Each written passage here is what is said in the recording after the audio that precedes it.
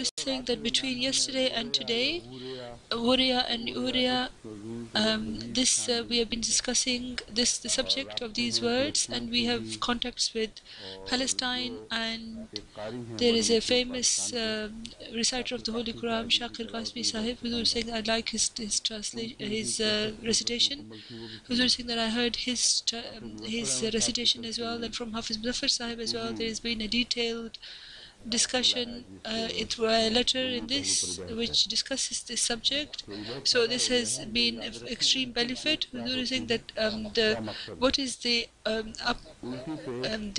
upside or the opposite page is this indicates a wow that is absent, but he says that this is the absent is the no absence of a wow, but it is recited. Hazaf does not mean that is being absent, does not mean that the sound of the wow should also disappear. In the earlier times when the Holy Quran was written down, then in those days, between wow and between another letter, another wow was not inserted, and because of respect and honor, people did not think that it was appropriate to write that wow, so that there is no difference between that and the older Quran. Who's always saying that a lot of differences that have occurred, but this they thought was against the respect of the old style of writing, and then the problem was that people recite it in the wrong way, so they then invented this opposite page. Huzur is saying that we don't, for example, say Dawood, we say Dawood, because there is a opposite page in it, so that means that we would say wow, but it will not be revealed. But the present Arab style, which we have seen in the Arab Qurans, a lot of them prefer to put a small wow next to it, so that we know that while reciting you should say the wow, but it was not actually present there. And this is the discussion of this opposite page. And as I was saying that I hope that now because of this opposite direction of this page, now the matter I'm going to say must have become straightened in your mind. The other thing I was mentioning was about chemical changes in the sea, and in that regard, an interesting thing which I wanted to mention, which I had forgotten, is that the revolutionary work that is being performed in this regard is done by two people. One of them was asking the name. Who was a Russian. Operin, Operin, and the other was Haldane.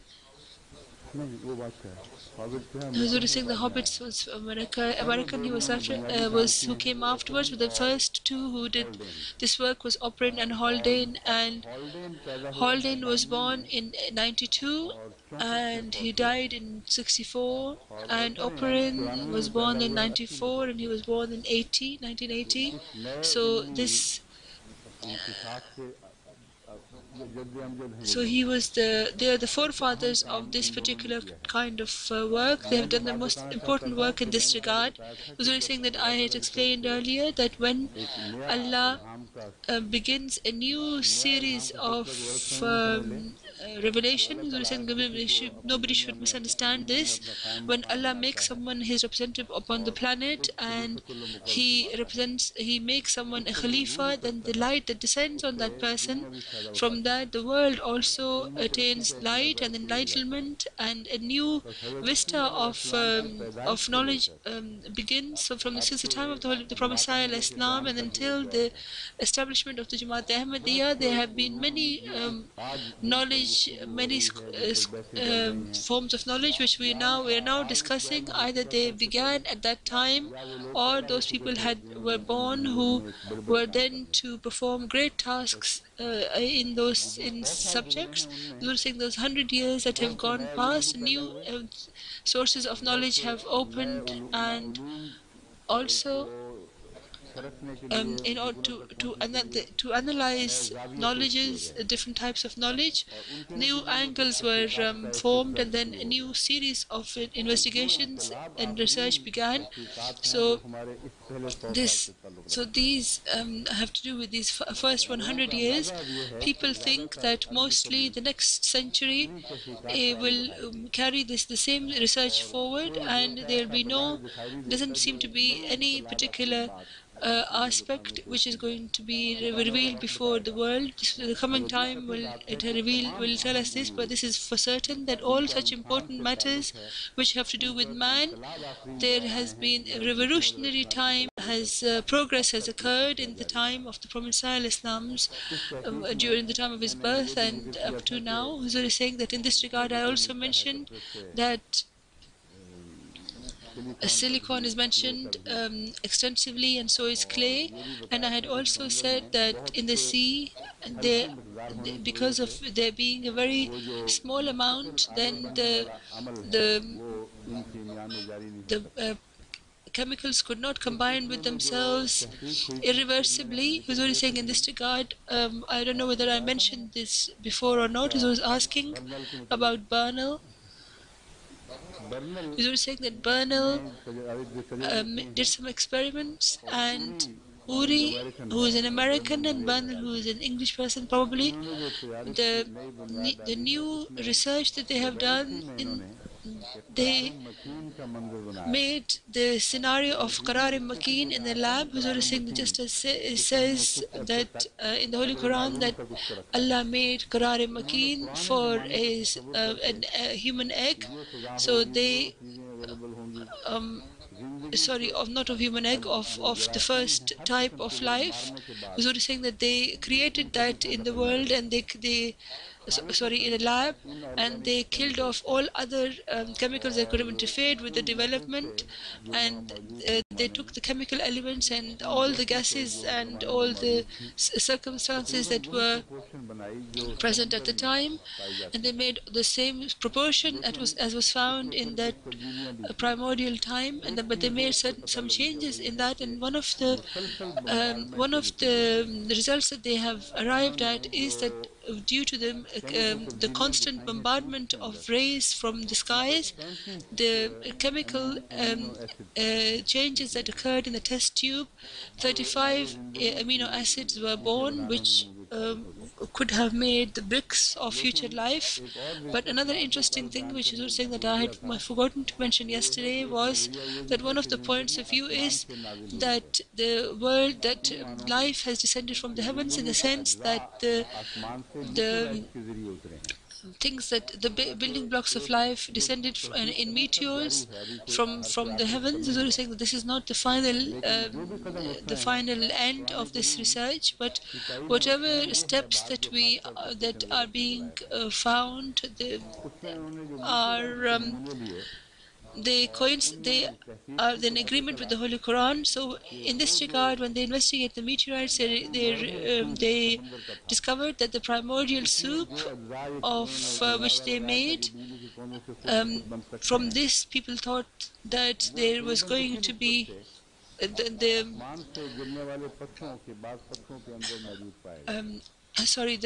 material that was required, they were found in certain meteorites, but they had 52 amino acids compared to the 35 that were found made in the lab. So they had it then showed that there were new amino acids that were came from through the meteorites on the earth. But it was a particular form of life. Whether that went into a form of life or not, we don't know. But Zul is saying that the reason for discussing all of these matters is that verse in which the Holy Quran mentions Hamaim Masnoon and also Jan. Allah says, وَلَقَدْ خَلَقْنَا الْإِنسَانَ مِنْ صَلْصَالٍ مِنْ هَمَيْ مَسْنُونٍ كالفخار. Instead of kalfakhar, Allah says min salsalin min hamal masnoon wal janna khalaqnahu min qablu min nar as-samum.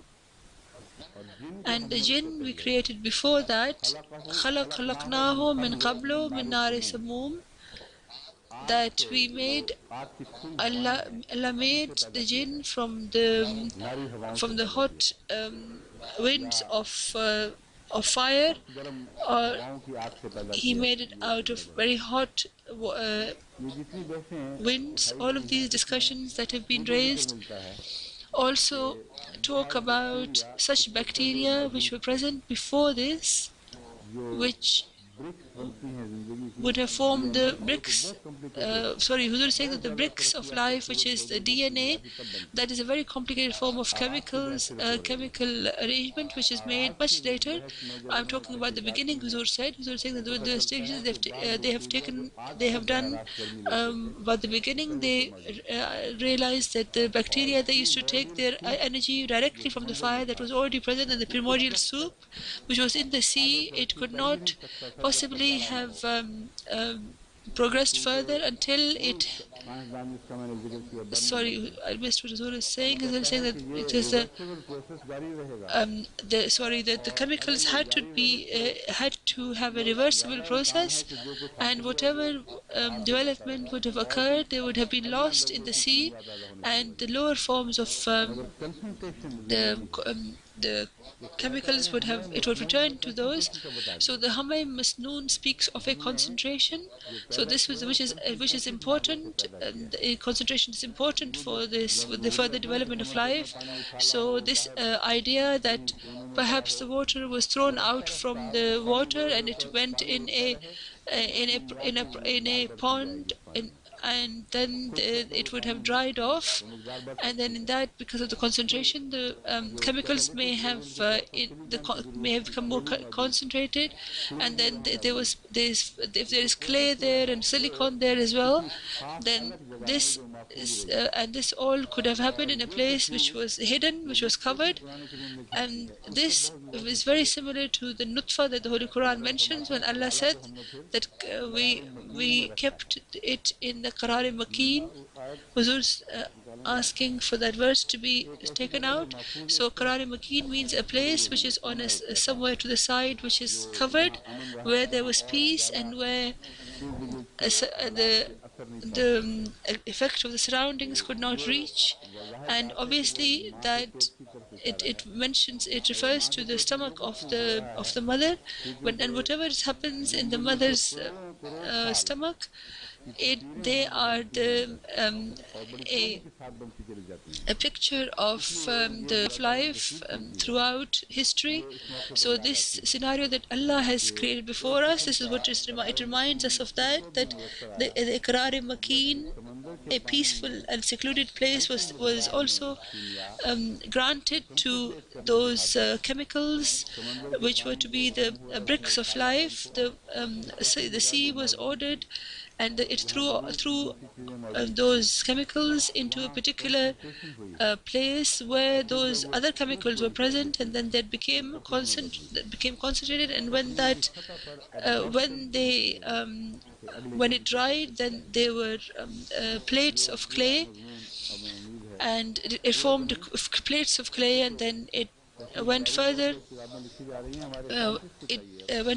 And the development of life thus began to occur. So saying many books are being written about this, and our scientists should study them, etc. Alam nakhluqhum min ma'in mahin. Did we not create you from some insignificant water?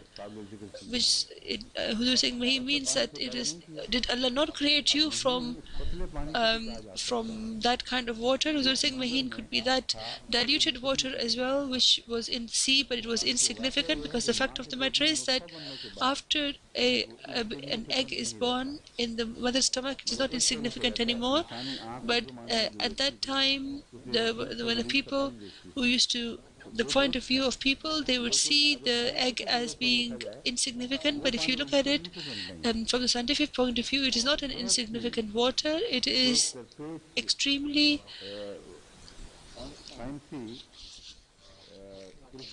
it is a result of incredible scientific miracles and greatnesses which have extremely fine and exquisite details. Alam nakhluqkum min ma'in mahin. In this verse, Lutfa is not mentioned, only ma'in mahin is mentioned. And then Allah says, فَجَعَلْنَاهُ فِي قَرَارٍ مَكِينٍ إِلَى قَدَرٍ مَعْلُومٍ, that there is to a certain qadr maloom, to a certain destiny. Allah kept it in seclusion, in a protected place, and qadr tells us that it refers to changes, because in the word qadr, this as a result of destiny to make changes and to make a new creation from that, that is what is referred to. And the next verse is saying فَقَدَرْنَا فَنِعْمَ الْقَادِرُونَ وَقَدَرْنَا فَنِعْمَ الْقَادِرُونَ, that we gave it some qadr, that we destined it to become something, and look at what great changes we make. This is my own translation. Huzur is saying ordinarily this can be referred to as a nutfa. This can mean a nutfa. So Huzur is saying, when you read these verses, then the man of the time would not have realized what is being said, but it is exactly applies to the subject that we have, that is under our discussion today. Huzur is saying, is there anything else that we have forgotten? Huzur is saying the other matter is that of the female jinn. Huzur is saying that I really like a few of the things that Jinni Sahib, it seems to be a very intelligent man, and this is why Huzur is saying, this is why I was wondering who Jinni was. And Dost Muhammad Sahib has written to me and said that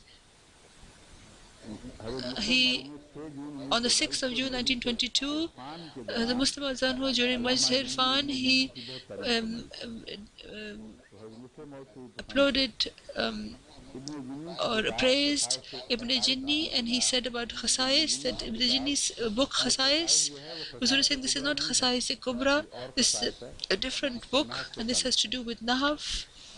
Khasais is a very beautiful, is a very delicate and exquisite book, and in the words, it is a great book of lexicon, Arabic lexicon, and its writer has served Islam and religion. Huzur is saying that I don't know where the word jinn has come from. Huzur is saying that our Private Secretary Sahib has Munir Javed Sahib has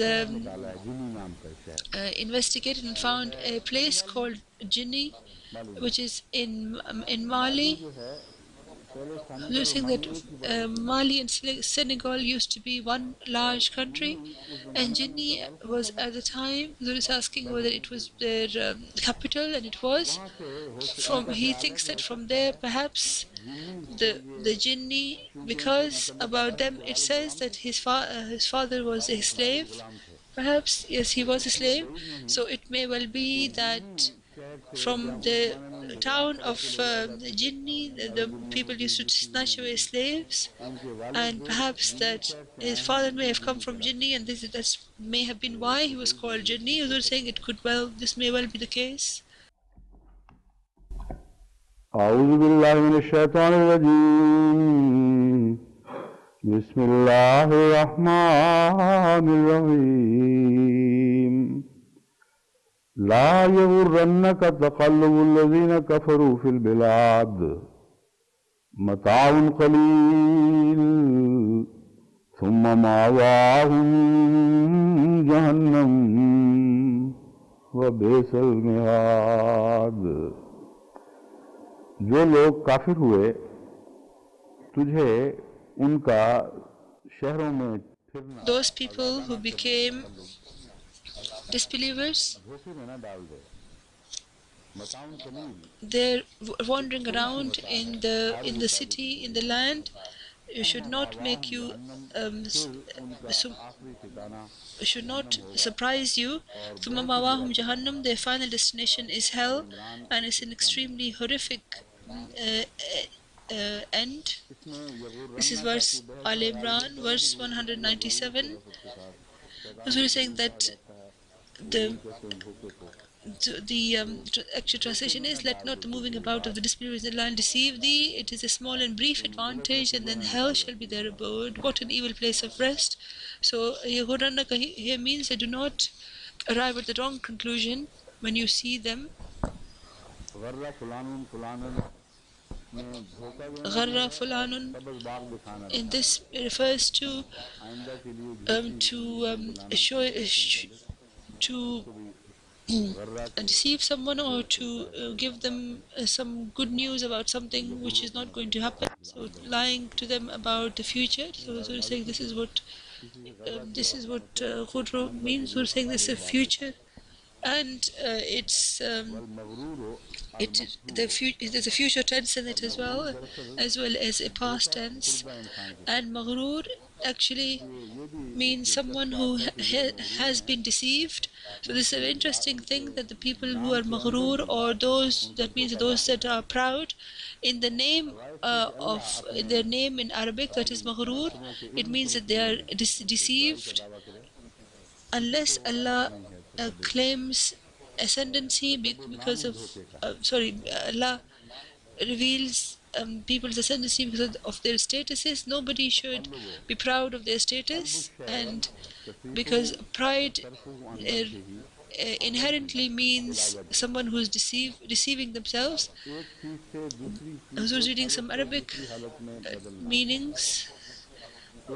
To transfer from one form to another, तकल्लुब कहते हैं to अल-इनक़िलाब transform वल-इंसिराफ़ हो, is called taqallab. Al-inqilab wa al-insiraqu, वापस हो जाना, that is to turn away or to return, आता है अनक़लबतुम, just as anqalabtum ala aqabikum is mentioned in the Holy Quran. क्योंकि पहले And आयत में जब पढ़ा जाता है तो इनक़लबतुम की आवाज़ निकलती है, Huzur is saying that when we say it, we usually say inqalabtum. So this is why Huzur is saying that there's a zayr here. तग़य्युरुहु تقليب الشيء تغيره من حال إلى حال, हालत से तब्दील होकर that किसी दूसरी हालत में पहुंच जाए। if something changes from its form and go into another form, then that's what is referred to as the qalbu tasarrufu. Tasarruf means to turn, राग़िब ने मिसाल दी है तक़ल्लुब का just as Imam Raghib has given the example taqallub fi sajideen. कुल्लबुन हुवलुन कसीरुन Huzur is reading some Arabic. वल हीलते, बहुत ज़्यादा फिरने वाला तदबीर करने वाला शख्स, One who keeps making plans is called rajulun qullabun, that he plans a lot and he turns a lot. This according to Mufradat Raghib. Taqallabu यक़लिबु क़ल्बन qalabahu yaqlibu qalban hawwalahu an wajhihi, Rida his for someone to change someone's style. The other is to put a cloak on, or to destroy the earth by plowing in it, or to and Huzur is saying that also it is the word the qalba has the meanings of that it would happen, and the hawala, something has changed already, or sorry, it would refer to, it would mean taqallub, taqallaba an firashihi. I think Huzur said that he was changing it from before. Sorry, he was changing his sides. So this is also used for that. Taqallub is used for that, and also in the performance of his duties, of his sovereign duties, he was trying very hard. The next is reading some more Arabic, that if someone has been qalab, it means that Allah has granted him death. All the other chapters, with reference to the Holy Quran, they have been mentioned, and the Gharib al-Quran has added together all these references, and there is no need to go into the details. Huzur is saying that Nara taqallaba wajhaka fi samai is also mentioned, and the other تتقلب فيه القلوب والأبصار يقلب الله الليل والنهار. It means that all those people, so all that has the meanings of taqallub. This is the basic meanings of this, for somebody to turn, or to turn upside down, or to move, or to be busy in something, performance of a task, or to feel pain, and to be restless in a bed, to keep changing sides. So these are all the different forms of taqallub which the Holy Quran, various verses, has used. So it has used it when they were needed according to the time, what was appropriate. Al-mata al-manfaatu. Al-mata is refers to manfaat, that is a benefit, but which is a temporary benefit, and mata is also the day-to-day things that we take pleasure in, is also called mata, but um, um, gold, etc., is not called mata. Which I have already explained this before.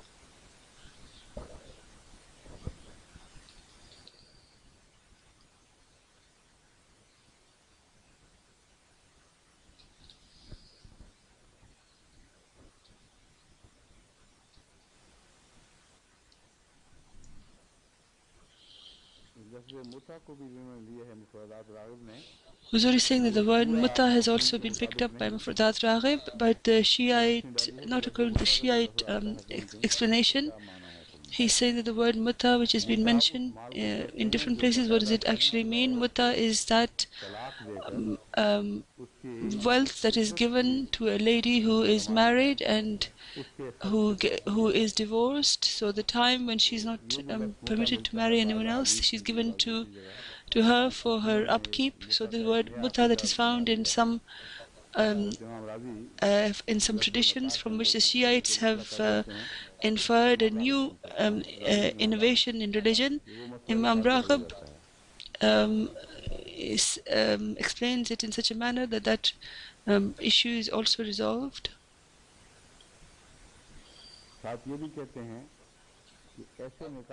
He also says that the word mutta is used for such nikahs as well, which the Shiites practice, although he doesn't mention Shiites. Who's reading some Arabic?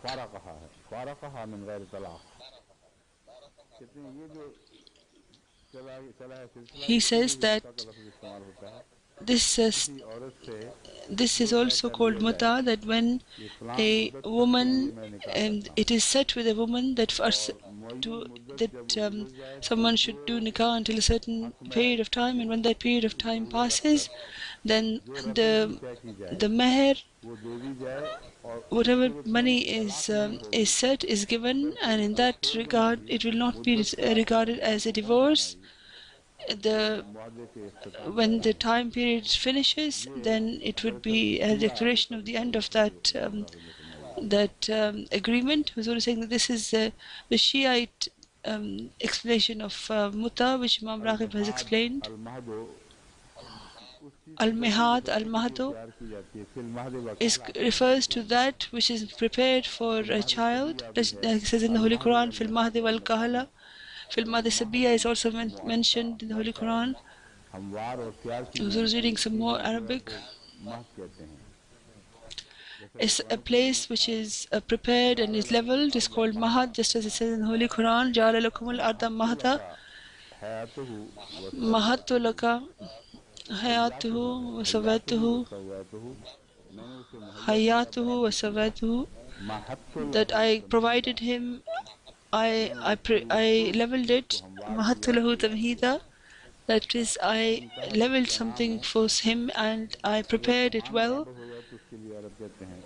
And then Huzur is saying that it is also used when something high is leveled. Huzur is saying the detailed discussion, usually the discussion that is raised in all the commentaries is that who are the kafirs, who are the disbelievers who are mentioned, Here, and a lot of the commentators are of the view that it refers to the Jews, because they say that the Jews were wealthy and they used to walk around openly, and it is about them. That let not their their walking around in the open be of any pain to you, cause you any pain. And some people said that the people of Mecca, the idolaters, they were traders and businessmen, and this would hurt the believers, that they are the enemies of Islam and of the enemies of Allah, and still they are provided these different chances of doing business, and they are gaining benefits. So this pain that they were feeling, in order to alleviate that and अल्लाह ताला ने गोया ये to reveal the truth of their of what they were, the apparent prosperity, Allah has said this. Tafsir Kabir Razi says, who is referred to in La Yughurrannaka. About this there are two opinions. One is that it could have referred to the Holy Prophet ﷺ or to his ummah, his people. This is a very important discussion that is taken up. Some people write that the Holy Prophet ﷺ was not even a single day could he be deceived by the disbelievers. This is proven from history that he was never deceived. Then why does Allah say in the Holy Quran that they may not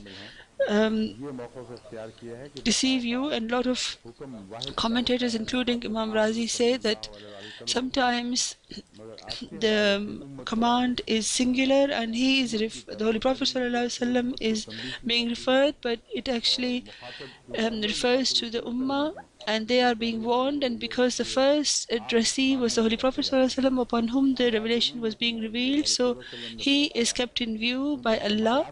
It does not mean that Allah could see those possibilities or those dangers in the Holy Prophet ﷺ in order to remove them. Allah had given some advice that that was not the case.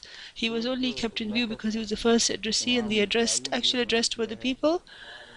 A point of view that Imam Razi has presented is that Qatada says that the Holy Prophet ﷺ was not deceived because such verses would be revealed to him extensively, where he was warned from the believers. So he was saying that the forewarned is forearmed. That is the subject, he says, that applies here, that because he was being warned, therefore he was prepared for it, and he had a suitable defense. He says that the proof of this is in this verse, وَلَوْلَا ثَبَّتْنَاكَ لَقَدْ كِدْتَ تَرْكَنُ إِلَيْهِمْ شَيْئًا قَلِيلًا. That if we had not made you strong, if we had not granted you steadfastness, and we had not looked after you, then it may well have been that you may slowly have gone towards them, towards their point of view. So Allah has kept you, taken care of you. So to say that this means that Allah kept warning him and kept him steadfast, I don't think it means that, because Sabatna refers to the steadfastness that comes down from the heavens in order to stay firm upon one's point of view, and the power of mind that is granted, that is referred to rather than the warning. So Huzur is saying that it is not correct to present this verse for this explanation. Huzur is saying that as far as the deception is concerned, it was nothing to do with steadfastness. The deceit is to do with intelligence, and as a result of the deception, then people can sway. And so this is to do with this says that Allah had granted the Holy Prophet ﷺ such enlightenment which would recognize people very well. He would recognize the believers and the hypocrites, etc. So this was the light of knowledge through which he could see. And just as about the other the believers. It says about the Holy Quran, in the Holy Quran as well. It's got nothing to do with steadfastness. Steadfastness occurs as a result of an attack of or being overwhelmed by the enemy, or as a result of such threats from which it appears as if the believers' steps will become unfirm, and they may be overwhelmed, and the, their shouts and their attempts at uprooting the Muslims, and such as a result of such attacks, the Holy Quran says that if we had not made your steps firm, etc. So Huzur is saying that there's one thing, another thing that which one requires. The result would be the لَتَرْكُنُوا إِلَيْهِمْ شَيْئًا قَلِيلًا, that despite that, Huzur is saying that this shows that there is no deception mentioned, that if we had not given you steadfastness, you would have slowly slipped towards them. Huzur is saying that sometimes Huzur is saying that just due to deception, people don't abandon their religion. People become afraid, and then they slowly move away from their religion. Huzur is saying that we have seen this in several places in Pakistan, that those jamaats in which there wasn't the tarbiyat, religious training was not right, and there were some weaknesses from before, and there are people who were not joined in any chandas, etc., any charity, and they wouldn't be praying, etc. They would leave the Jamaat. Huzur is saying that although there is very few people who did that, perhaps about 1,000 only, and when all of these people were investigated, Huzur is saying that I discovered that none of them were sincere in their relationship with the Jamaat. They were on the outskirts of the Jamaat, and each of them had moral problem. They did not pray. They were involved in deceptions, and when they had pressure on them, then they were ready to slip away, and then they slipped away and went and joined the opponents, and then the reality became apparent that they were worldly people, and they were clothed in the clothing of the religion which they cast off. So Huzur is saying that those people who Allah grants firmness of steps to, He will not step away.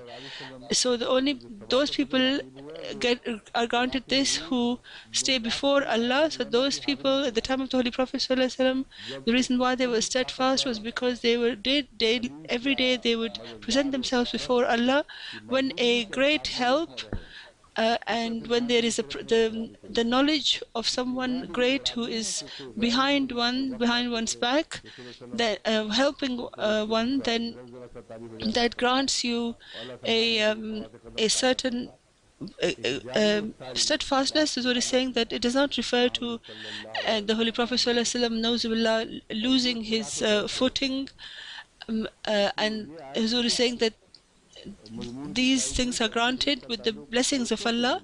So this verse does not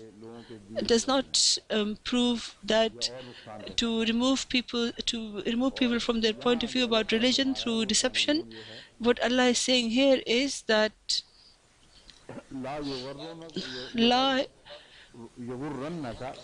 لا يغرنك تقلب الذين كفروا في البلاد. Let not the moving about of the disbelievers in the land deceive thee. This is a different subject. This doesn't have to do with this deception or that deception that we are speaking about, and doesn't have anything to do with being awestruck or to change someone's religion through deception. This has only got to do with this subject, that these people who are disbelievers, whatever blessings of the world blessings they are granted, and they walk around in the land openly. This should not deceive you into thinking that these are the people who will have a good end and they are benefiting. Huzur is saying that here also it is obvious that the address is the Holy Prophet ﷺ, that it is the Ummah who is being warned.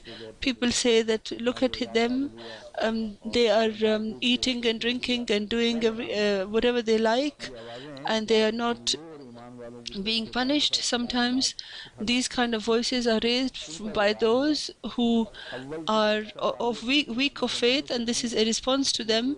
That this, first of all, we're saying that this does not have to do with a particular era. It's sorry, with that era, it is gives the news of the future of Islam, and sheds light on the progress of the future progress of Islam. So he's saying that if you keep these two points in mind and you explain this verse, then you would say that these people who, despite being disbelievers, and they have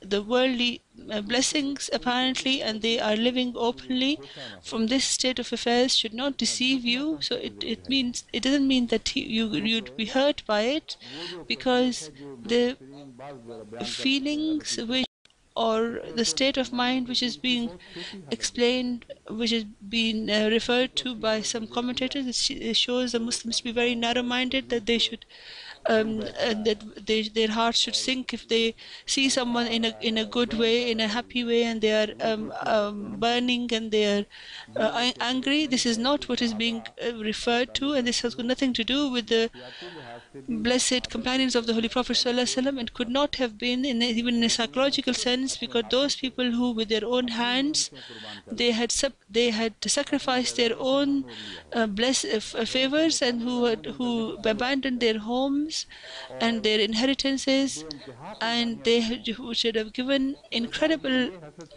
sacrifices. Why should they then be jealous that why are other people good? If they thought that they were in such a good way, then why did they leave them voluntarily, leave those favors voluntarily? So it doesn't have anything to do with jealousies, etc., of seeing people's worldly states.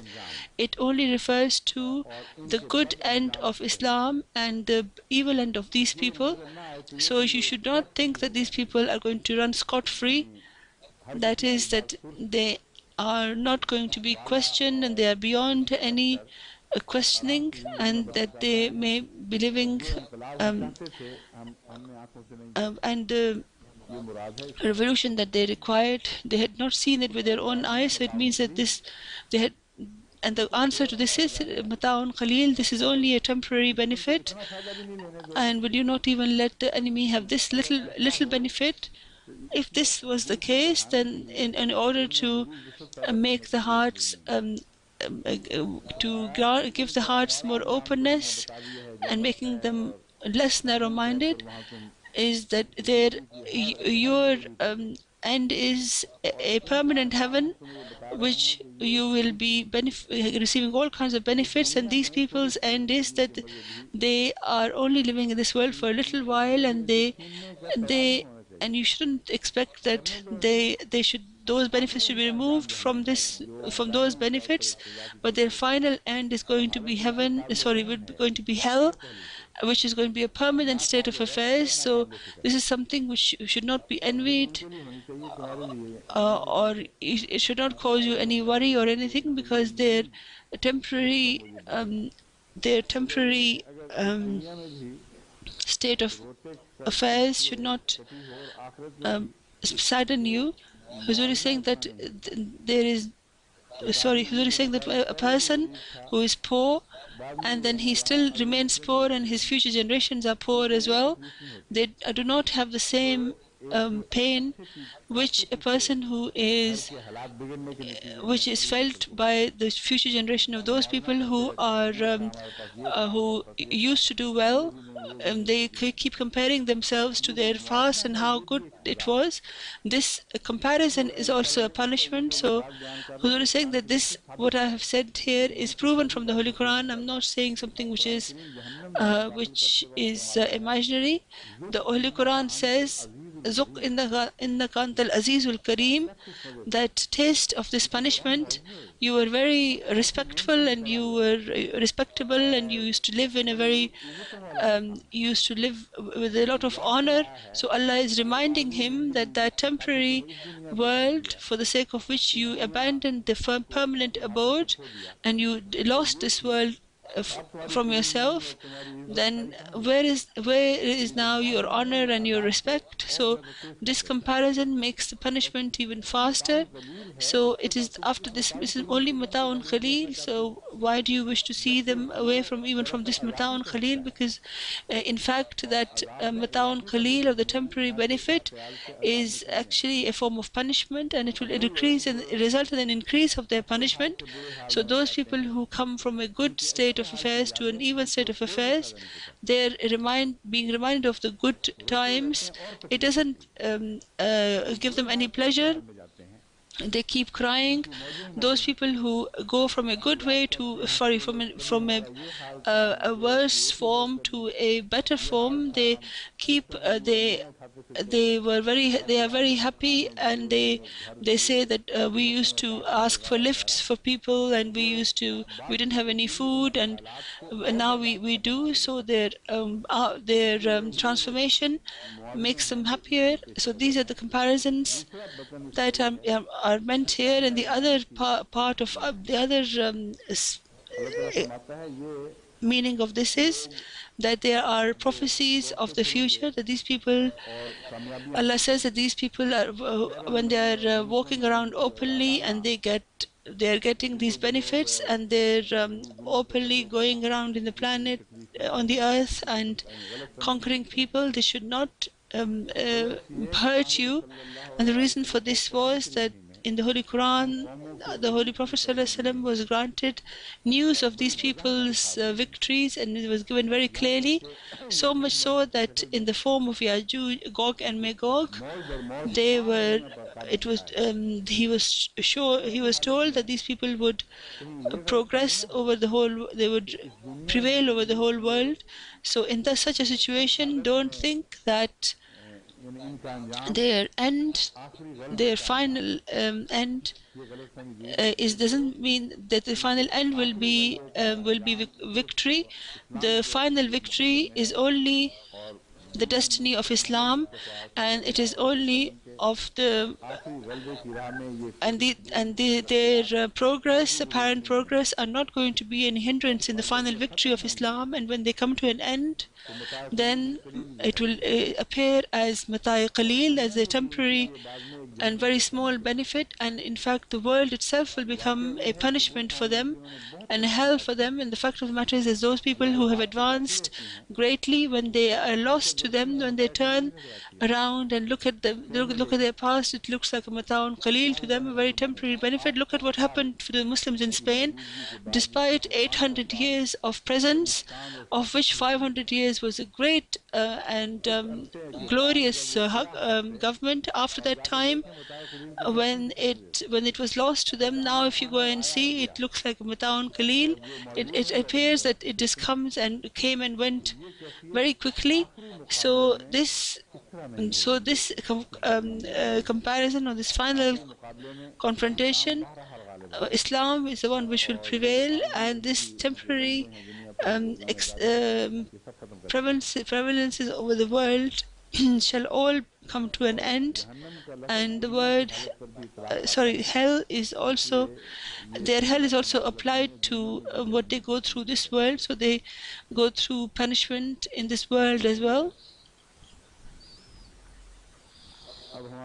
Now Huzur is saying that our private secretary Sahib had it was his opinion that we should, it doesn't appear that we'll be able to finish this chapter in this verse, in this Ramadan. So why not continue this tomorrow in tomorrow's dars, and try to finish this in this chapter, in this Ramadan. Huzur is saying that somebody in our language, people say that how do you know this? Who has told you this? Huzur is saying that which wise person has informed you that it is essential to finish this chapter in this Ramadan. Let us continue it. Huzur is saying that as far as we can, we should keep going with it, and we should not change the subject that we're going to discuss tomorrow, because tomorrow Huzur is saying that the other verses. Huzur is saying that I don't think they can be finished in one dars anyway. So whatever is left behind, we should inshallah mention it next year. We should have good expectations from Allah. इस आयत की तिलावत तो नहीं Huzur is asking if he has done the tilawat of this particular verse. أعوذ بالله من الشيطان الرجيم بسم الله الرحمن الرحيم Huzur is saying that because the Auz Billah is not necessary to be repeated. أعوذ بالله من الشيطان الرجيم بسم الله الرحمن الرحيم لكن الذين اتقوا ربهم لهم جنات تجري من تحتها الأنهار خالدين فيها نزلا من عند الله وما عند الله خير للأبرار. This is verse 199. Huzur is saying that I have read Bismillah as well. I wish to remove the misunderstanding that Bismillah is in the beginning of every chapter of the Holy Quran except Surah Tawbah. So Hazrat Muslim Azanhu had the same point of view, the same view as well, that wherever Bismillah is not mentioned, you don't need to recite it there. You should say Auz Billah, and whichever verse of the Holy Quran you begin from, you can start without doing Bismillah, reading Bismillah as well.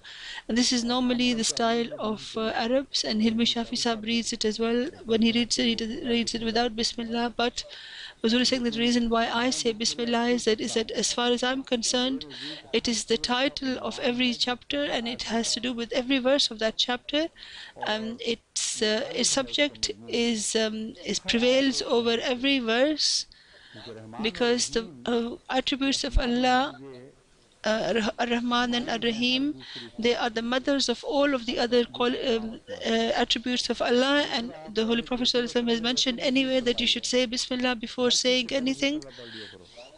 So even if it's not while you're entering into the Holy Quran, but even if it's not necessary, but if the Bismillah is good to say it before starting anything, then why not in this? So this is the reason why Huzur says I say Bismillah ar-Rahman ar-Rahim. But if someone does not say it, there is no objection.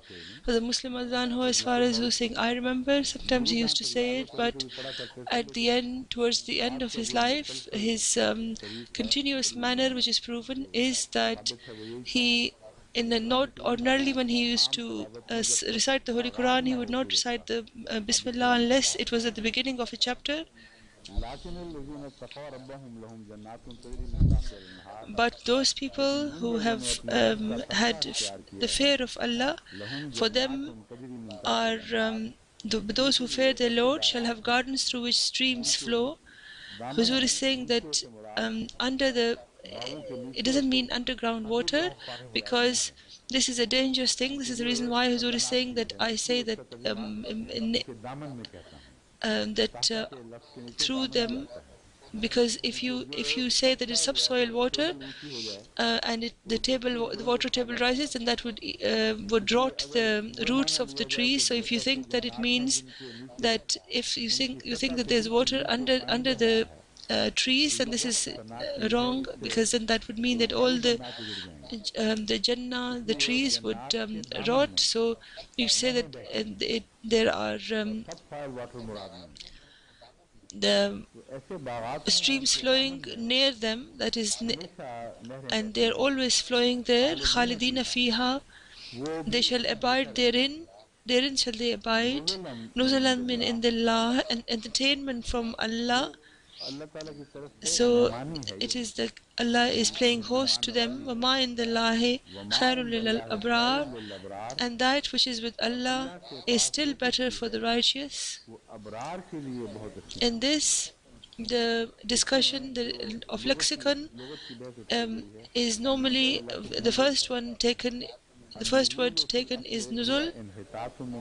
Huzur is saying that Imam Raghib says, Huzur just read the Arabic, that nuzul actually is for something to descend from a high place. Just as nazala an dabbatihi, even if someone descends from a vehicle, it says that he descended. मा युअद्दु I was reading the Arabic, नाज़िल but लज़्ज़ात, nuzul, लेकिन नुज़ुल उस it refers to that यानी उस खातिर मज़ाक़ को entertainment कहते हैं or that जो मेहमान के सामने those पेश things that are presented before a guest, that is called nuzul. जैसे Just as it फरमाया says, फलहुम فَلَهُمْ جَمَاعَةُ जन्नातुल मावा الْمَأْوَى नुज़ुलन, نُزُلٌ, and in another verse it says نُزُلًا مِنْ عِنْدِ दूसरी اللَّهِ आयत में नुज़ुलम मिन نُزُلًا مِنْ रब्बिल्ला, غَفُورٍ رَحِيمٍ, that नुज़ुलम it, मिन गफूरिर रहीम, does ये it आयतें हम अक्सर पढ़ा करते came from ज़ालिक the Khairun Lord who नुज़ुलन is um forgiving शजरतुज़ ज़क़ूम. and merciful. This was read another verse as well to prove his point. Why is it नुज़ुल referred to क्यों as nuzul? किस Nuzul is कहा है saying जो that पेश किया जाता है, what is being given, why is it इसे called that नुज़ुल क्यों कहा it is जाता है. nuzul, it descends? Nuzul is saying, as ये far as इस I'm नेकी concerned, से I है think it means that कि when you give मेहमान something की to a इज्जत guest, you करता है, honor him, and you don't, उसके it सामने doesn't, ऊपर से उसको अता नहीं किया it is जाता, given, not वो given to उसके him लिए एक ज़िल्लत in का in तहक़ीर a का सबब है, humiliating fashion. It is उसे brought down उतार कर पेश towards किया him. जाता है. It is not thrown on him from the यानी top. So the one who कि is जो इज़्ज़त being करने वाला है respectful, he as if it is as if he वो एक bows. झुकता है, गोया कि So he वो उसके सामने be एक चीज़ उतार climbs, कर फिर he नीचे brings से it पेश down करता है, and वो then Ikram gives it to ऊपर him, से ऊपर brings तो him to his वहीं level गिरता and है. gives it to him, and it ये doesn't throw it मफहूम at him from the top, or इसलिए it ये doesn't fall on मुनासिब है him from the top. कि This Quran is Karim important में to जो know, अल्लाह because ताला where in the Holy फरमाते हैं Quran it नुज़ुलन says Nusulam min Ghafurur Rahim, मिन गफूरिर then Rahim, Allah, when Allah is playing तो खुदा host, then मेहमाननवाज़ी this जब means करता that है Allah तो will give मेहमाननवाज़ी में respect. इकराम दाखिल है. If you take the अगर meaning of इकराम के मायने respect, then लिए जाएं तो Allah फिर is the खुदा most ताला तो honorable मुअज़्ज़ज़ है, and the शान रखता most है, exalted.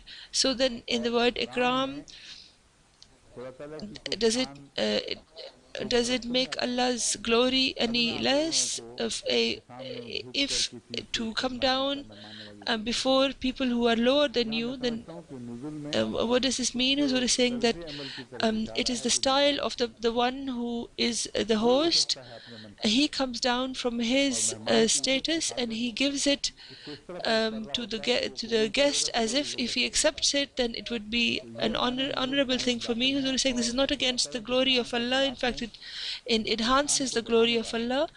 Allah अल्लाह ताला has ने भी अपने Huzur, बंदों के लिए who is saying तौबा that करने Allah को कितना bows towards people when they seek हालत नज़ुर forgiveness. करना, And then the ana in आना the इन Zanni दज़न्ने Rabbi, अब्दी भी के in the नज़दीक Rabbi ये साफ बता Zanni रहा है Abdi B, that अल्लाह ताला all of खुद these words say that अपने Allah बंदों के लिए Himself उतरता comes है. down for us. In the Lailatul Atul कदर में Qadr, Allah खुदा is का coming नीचे उतर down. आना, This is not ये in any कोई way तखसीस reducing नहीं है, Allah's बल्कि खुदा greatness. की It is one of Ikram the glories of करम की His शान है. greatness. The more जितना one, ज़्यादा इंसान किसी की because खातिर of one's अपने अखलाक हसना की वजह excellent से उसकी morals, इस तरह one खातिर करेगा कि gives respects to मुअज़्ज़ज़ someone, चीज़ है, then the उसको one who is मुअज़्ज़ज़ giving the बनाने respect वाले does की not ज़रूरत get नहीं है. humiliated. So we're saying that in Nuzulan, मुज़ल्लम में मैं समझता हूँ रसूल वो जो the मुआवजा है words मेहमान of का की खिदमत, when you say that someone अगर ऊपर से उतारना मुराद हो तो ये is तो being चेहरे पे respected, मारने वाली it बात doesn't है. mean to throw it at someone. So मेज़बान की it is the एटीट्यूड की तरफ attitude इशारा of जा the रहा है. host वो that इस तरह he पेश presents it करता as है if he has कि come खुदा down. झुक गया है. And this is what you see और यही नज़र when आता है you are मेहमान host नवाजी to में कि someone. This is जान भी the essence of it. Nazil Nazir is also the one मेहमान को भी कहते who हैं. descends, that is इस the अपने guest. So from this point of इस view, तरह another से meaning एक is ज़ाहिरी also माना भी बन formed, सकता that है the कि what is नज़ीर being के presented to the सामने Nazir जो is पेश called किया गया वो Nuzul. नज़ुल है. So the one who is coming करने down वाला is the मेहमान है, guest. खाना नहीं उतरा, Nazir, लेकिन whatever is नज़ीर की जो presented before कैफियत him जैसे is कि उसके called सामने Nuzul. रखा जाए This is उसको in नज़ुल कहा Aqrab जाता है. al-Mawarid ये ताजुल and Taj अक़रबुल मवारिद al-Urus. में और ताजुल उरूस में Huzur saying, no, it's only ये in Taj ताजुल उरूस al-Urus में माने दी that हैं. gives this meaning. Now the next question is, who is Abrar al-Barru atawassu fi fi'l अलबर्रो al-khairi? तवस्सो fee fill Hazrat खैर. Imam Raghib says it in these words. हज़रत He इमाम says राग़िब ने इस that बहस में ये बात Bar उठाई है कि is दरअसल refers to खुशकी a को dry कहते हैं land समंदर के मुकाबले with पर, in comparison to the sea, और and the ज़मीन जो world or the earth सरसरी is है called उसको Bar, बर कहा जाता है. the dry land. Wherever the word Bar जहाँ is जहाँ mentioned in भी the Holy Quran Karim Quran, में लफ्ज़ बर आया है it refers वहाँ to वो खुशकी माने पाए vastness. जाते हैं. और And he hasn't mentioned this, but it also means to lay before someone.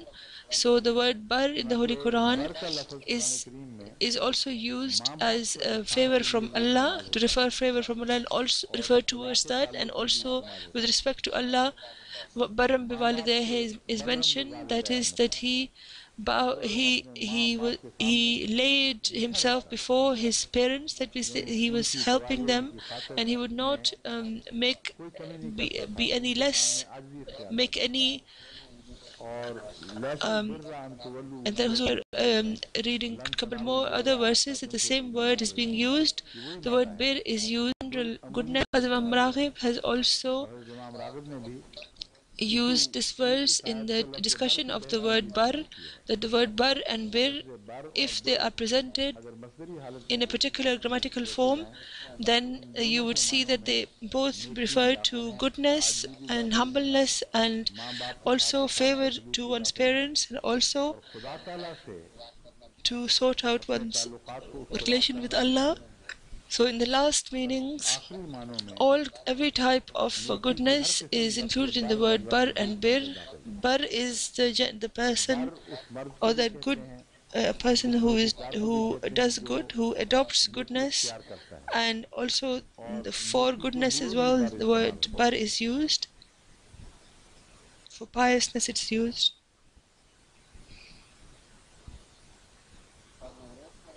Tajul Uru says that this Taj actually उरूस means में है कि इसके vastness. माने दरअसल वुसअत के हैं So within वुसअत this is the वाले reason जमीन why को the इसलिए vast, कुर्र because अर्ज़ of the को बर vastness, कहा the गया है earth is called और bar, वो and is लफ्ज़ also used as कसरत एहसान और compassionate, सिला रहमी के मानों in में the sense of मशहूर compassion, हो गया है etc. And the Huzur is saying the reason बरनसूस why में it's जो become मशहूर known as होना है this is इसकी because वजह when ये the है world is कि ज़मीन जब laid फनी चली before जाए you, it is as if वो it आपके lays सामने at your झुक जाता feet, है and you can use it as you आप like. उसे जिस तरह चाहें It इस्तेमाल is करें वो आपकी present खिदमत के लिए हाजिर at your रहती है आपके service, and कदमों it's को beneath your थामती रहती feet. है So to be तो माँ bar बाप in के front of सामने your बर की parents, it खिदमत के means लिए that है you do आप not उनके सामने कोई have कमी नहीं any करते कोई हरकत नहीं rebelliousness करते against him. You present अपनी all of तमाम your सलाहियतें उनके लिए capacities पेश to कर them, and देते this is हैं the real bar, ये असल बर है which इसका in particular ये खुसूसियत के साथ is was Hazrat found in Hazrat Yahya Yahya में भी पाई al-Islam, जाती and थी also Hazrat Isa in John the Baptist, and in और मसीह Jesus. मौद The इस्लाम holy ने the Prophet बाइबल से Islam has मुआवजा compared करते this with the हुए holy इसी with the मजमून को भी Bible, लिखा है compared the Quran Quran with the कहता है Bible, and जैसे said that देखो तुम उस पाक नबी को blessed जिसको हम बहुत इज्जत करते हैं prophet whom we ऐसे respect, शख्स से you कैसे present सोच him in सकते हो such a खुदा manner बाइबल के हवाले से who was ये rebellious माँ से towards his कैसे mother, सख्ती करते हैं or या he is not good to her, he दुश्मनों is से not सोचते nice हैं to her.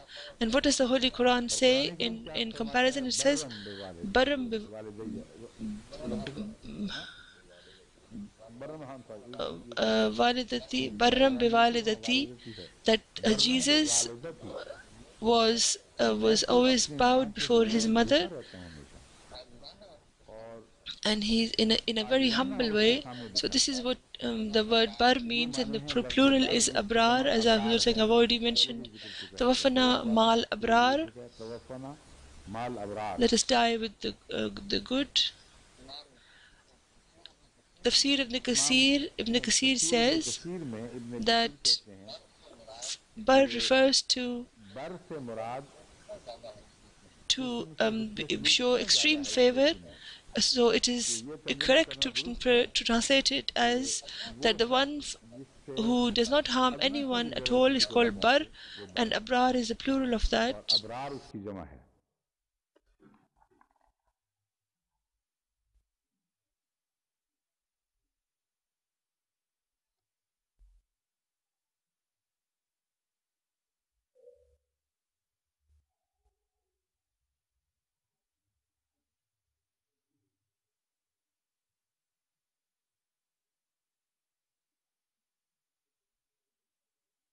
वो जो मेहमानी वाला पहलू है उसका तफसीर Huzur जैसे is saying करते हैं that रुहुल मान Ruhul में है Mani also mentions कि that ये अल्लाह ताला के लुत्फ के मामले it का is इजहार the है action, कि the उनकी इज्जत अफजाई होगी जन्नत में finer details of the treatment of Allah, that how the people will be इब्न मसूद से given रवायत है कि किसी भी honor मकसूद या in वादे the से बद नेकी hereafter. सवा पहुंचा The रहने वाले next गुनाह फहमीद की gentleman is ये saying बेहतर है that that Allah is saying that whatever is with Allah is better for the believers. Who saying this is just a translation of what the Holy Quran is saying. He hasn't really given a particular special point of commentary. Hazrat Muslim Azanho has picked up a very fine point which is mentioned in his notes. This is about hosts. Huzur is saying that this all of the commentaries that I have seen, I found that this is the best point. The other matters are not are just general things and nothing special. Huzur is saying obviously um, to be host with someone, it means that you respect them. The Muslim Azanho has said that when you host someone, it's usually only for a few days, and after that the guests become old.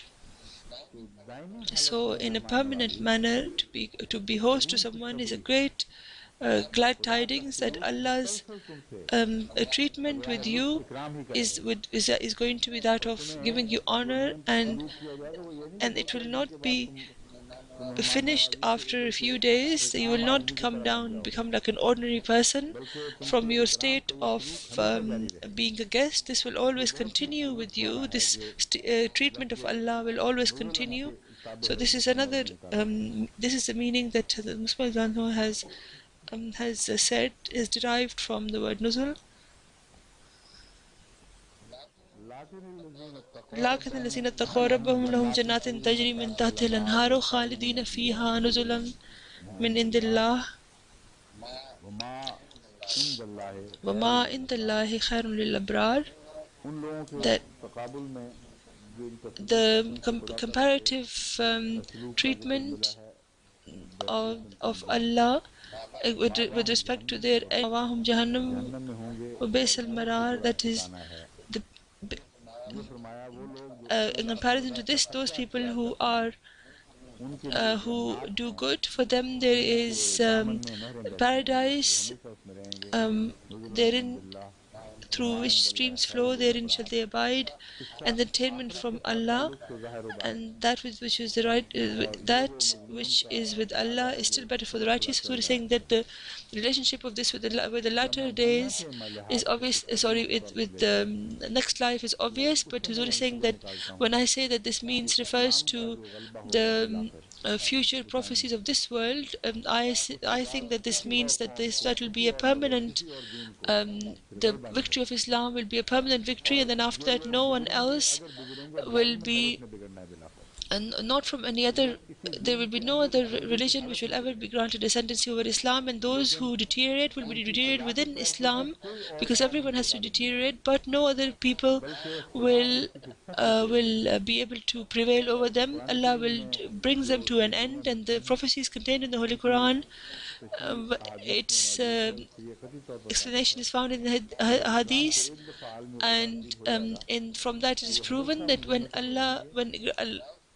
Islam is granted victory, then they will always remain in those the states of paradise until when Allah decides to finish that form of creation. So saying that this is the abad is you should be, however, should be remembered in abad when in the next life means forever, but in this in this life the word abad refers to from here to the doomsday, from now to doomsday.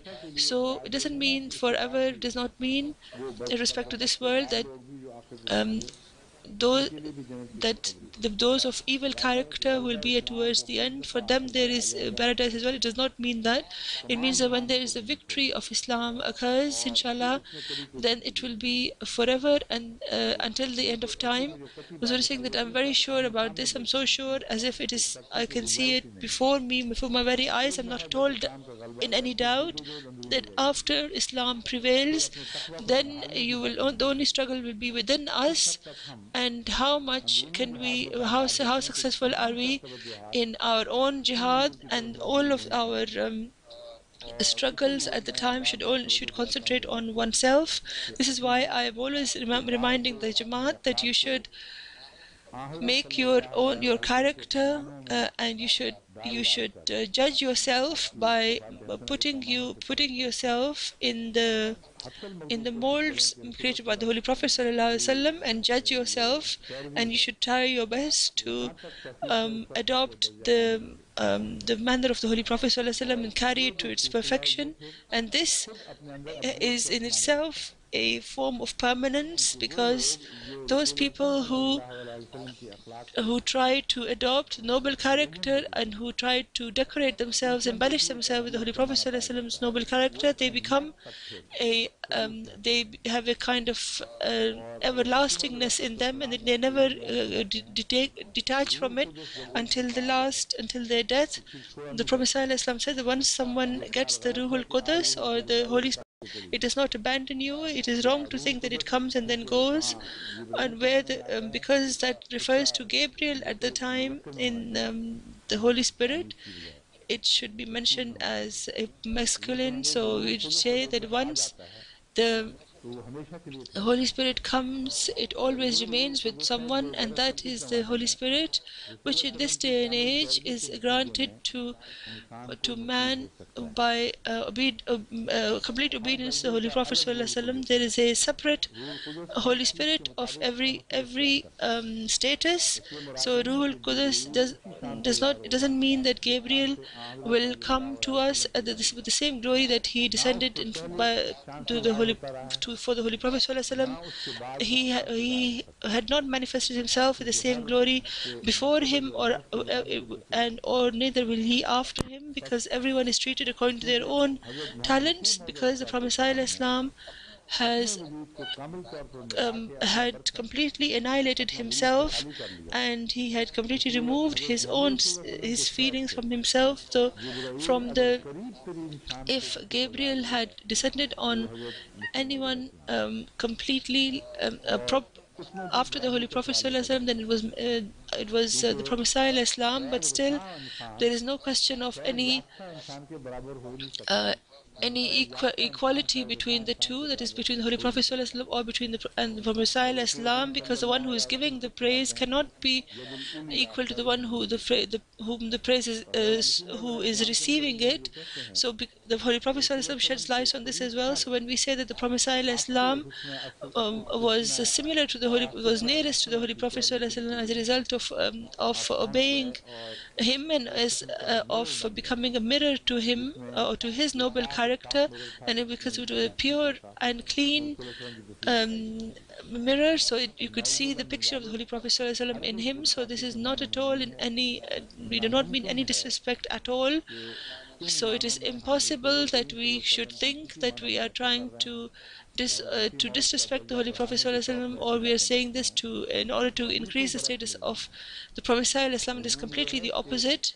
It means that no man can ever attain any goodness until he cleanses the mirror of his heart for his sake of the Holy Prophet ﷺ. And the extreme of this is that the one who completely annihilated himself, and he completely cleansed and the mirror of his heart, then you could see him, the Holy Prophet ﷺ, in him. So the one who is showing favor, if he takes his face away, then his reflection goes away, and the reflection is only there because of the original person. The image is only there because of the original person.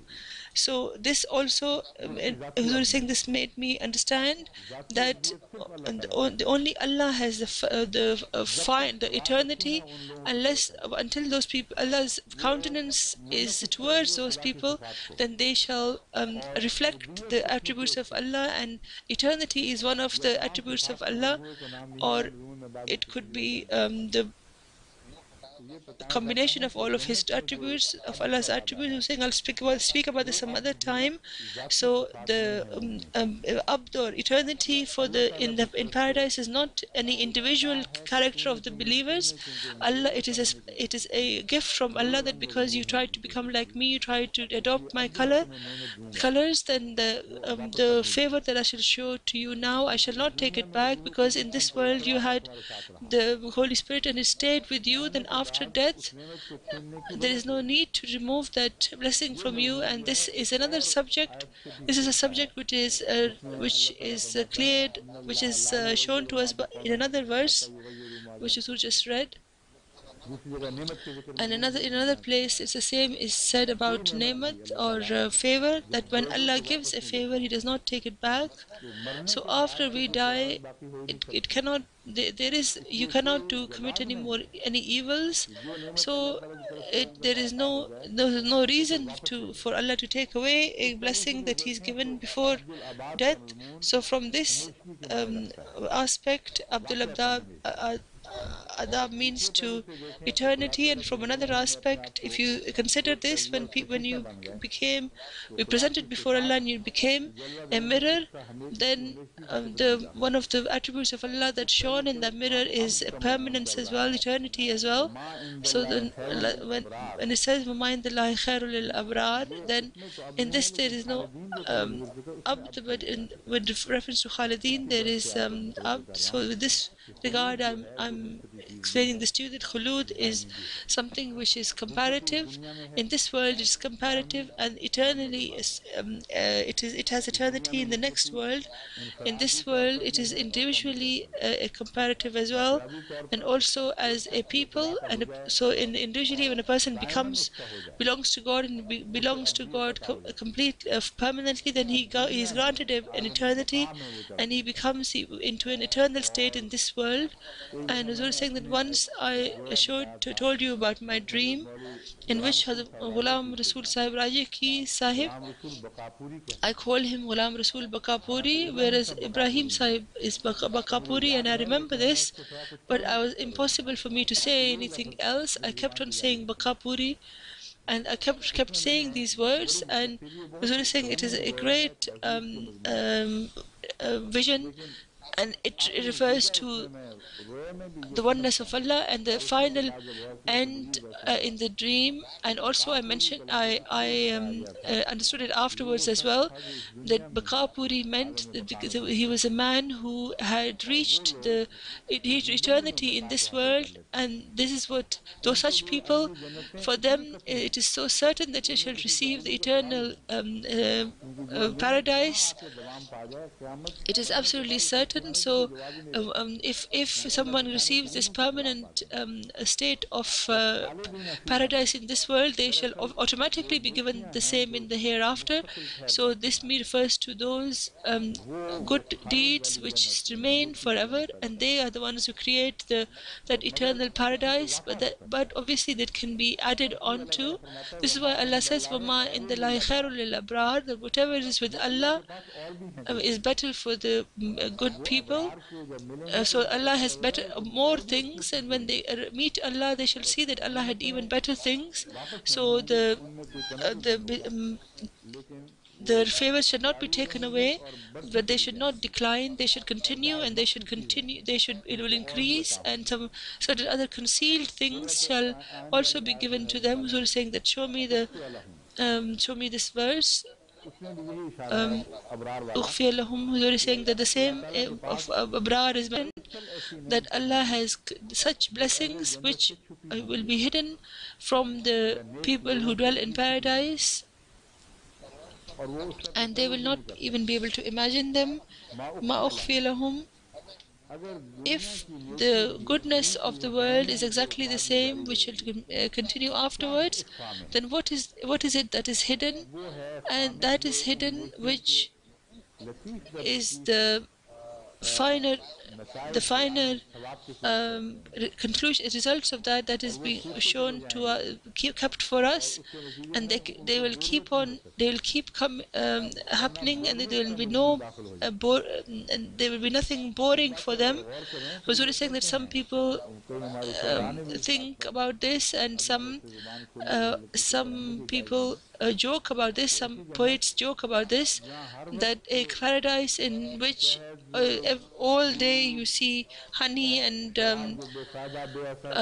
wine and birds, etc., they will eat, then they'll get bored of it every day. So what is the point? Allah is saying that فَلَا تَعْلَمَ نَفْسٌ مَا أُخْفِيَ لَهُم مِّن قُرَّةِ أَعْيُنٍ جَزَاءً بِمَا كَانُوا يَعْمَلُونَ.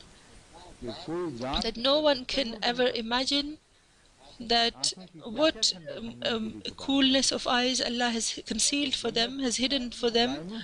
So paradise refers to an eternal state, but it doesn't mean that the same state they shall remain in the same state forever. It would have new glories, shall be born in that permanent state. So they will turn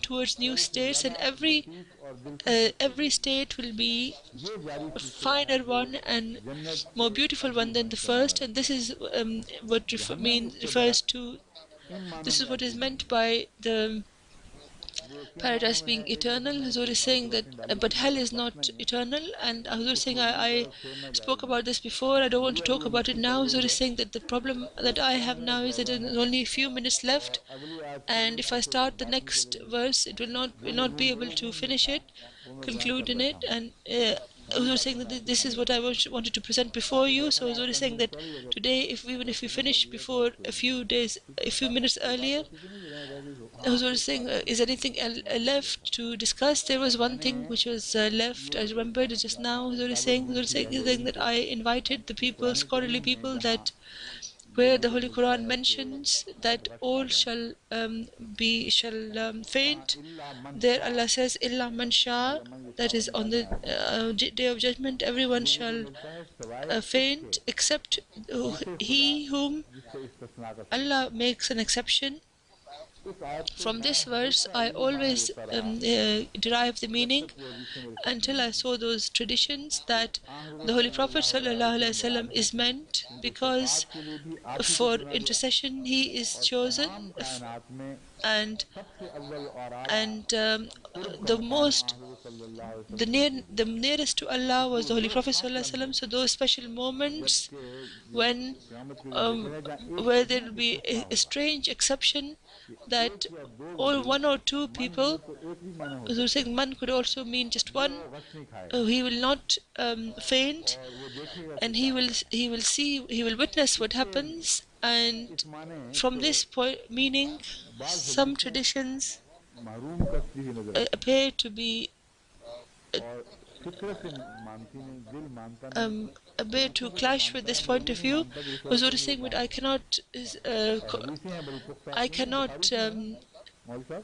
believe them in the sense that Huzur is saying that although they are in Bukhari, etc., but I didn't really want to, I didn't really agree with them. Huzur is saying that I told the ulama to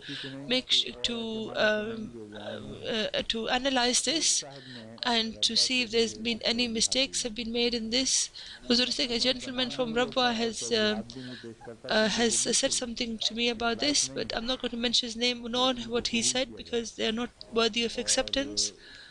And no way can they be considered to be right. They don't they don't sort any problems out. They make it worse. So the people who sent this, they should consider this more. Huzur is saying that I think that the people who heard this, they made a mistake because of the background of this tradition. The background of this tradition is that said about a companion that when he was speaking to a Jew, and he said about the Holy Prophet ﷺ that he was greater than Moses and than all the prophets. Either he'd said it or I'm not sure who did it, but this was what the argument was. The Jew used to say that Moses was the best, the greatest, and the Muslim used to say that the Holy Prophet ﷺ is the greatest. And when he said it too much, then the Muslims slapped him. And the Jews also knew about the perfect, was so certain of the perfect justice practiced by the Holy Prophet ﷺ that he knew that the one from whose greatness was in question, he asked him for his point of view or his judgment. Huzur is saying that I need to know when this happened. It probably happened soon after the Hijrah. So when he said this, then the Holy Prophet ﷺ said, La tufaddiluni ala Musa, don't give me ascendancy over Moses. And after this, then this tradition is mentioned. From this, I gathered that perhaps the person who was listening, he was thinking that he may have given the ascendance, proof of the ascendancy of Moses. So it is as if if we think this, then it would mean that the Holy Prophet ﷺ accepted and Moses was greater than him. Huzur is saying, do you understand? Huzur is saying that this is favors my point of view, that there are two scenarios that can arise. One is two possibilities. One is the Holy Prophet ﷺ accepted that yes, Moses was greater than me, and the proof I shall give more, which is that on the Day of Judgment I will also faint, but Moses will not faint. He will be the exception. We were saying after this, what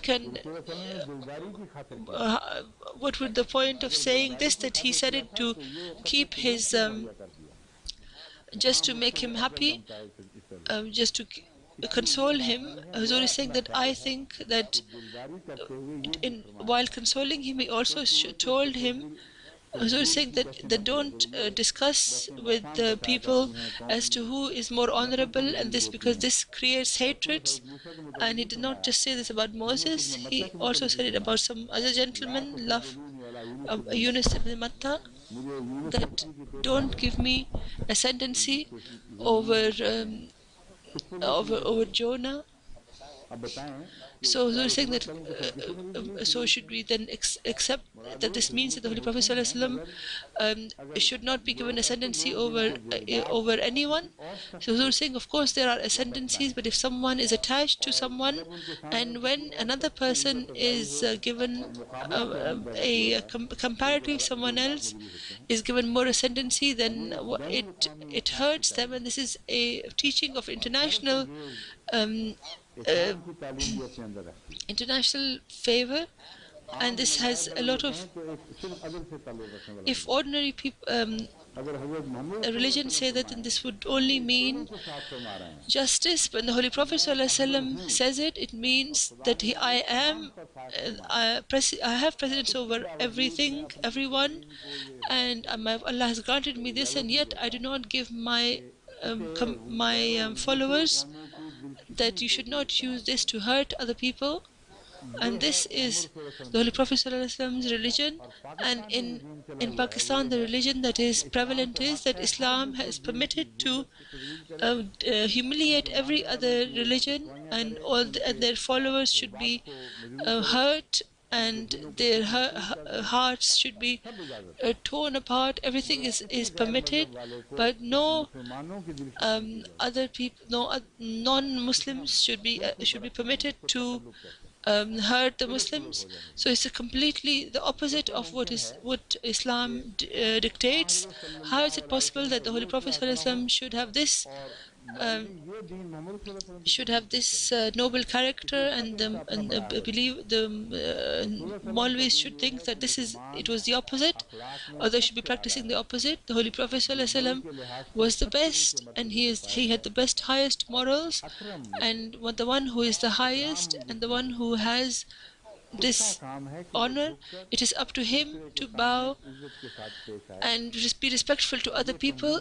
And this is also what is referred to as in tanzil and in descending. So in the same relation, I'm saying, that I remembered this verse, that the Holy Prophet ﷺ expected the ummah of the Holy Prophet, of his ummah, his people, to be kind-hearted and of good character, and they should have great noble character, and they should always keep in view that they should not hurt anyone, and if in themselves they should be patient, they should show patience, and this is this is respect. And if you think that Allah, that we and it is impossible to think that Allah, that the Holy Prophet ﷺ should say anything opposite. So in light of this character of the Holy Prophet ﷺ, this is what we can mean. We can take this to mean that don't do this. It is wrong to compare me. But let me tell you how good Moses. Shall I tell you how good Moses was? I saw that he was the first to become um, to come back to consciousness. So the Holy Prophet ﷺ would see him. So Huzur is saying that when a person's heart, when a person believes that the Holy Prophet ﷺ is telling me not to grant any precedence, it does not mean that he does not have precedence. Then this he would not understand this tradition. Huzur is saying, if you think, but if you take it to mean what I am saying, that is that the Holy Prophet ﷺ will not become unconscious, and he will witness all others becoming unconscious. So this is what I think personally, but our commentators and the scholars of the Jamaat should investigate and see if we can find some other traditions or which is one with which agrees with this point of view. Otherwise, it shall remain our own point of view. Now the time is finished. We do not have to end it tomorrow, do we? That is the whole chapter. Huzur is saying that the thing is that tomorrow there is not going to be much time for the commentary. If we do that, if we do give a lot of time for tafsir, then we will not be able to finish this. Huzur is saying that tomorrow there are two matters. One is that the time for us will be the same as it is for us now, but in Pakistan and Bangladesh, etc., it will be near the time of iftari, of when they open their fast. So the old scenarios of praying just before iftari, all of these things shall once again come into life, and for them it's much better, and it'll be of enjoyment, source of enjoyment for them. So for us to do it before that time does not deny us anything, because these are prayers at the time of the last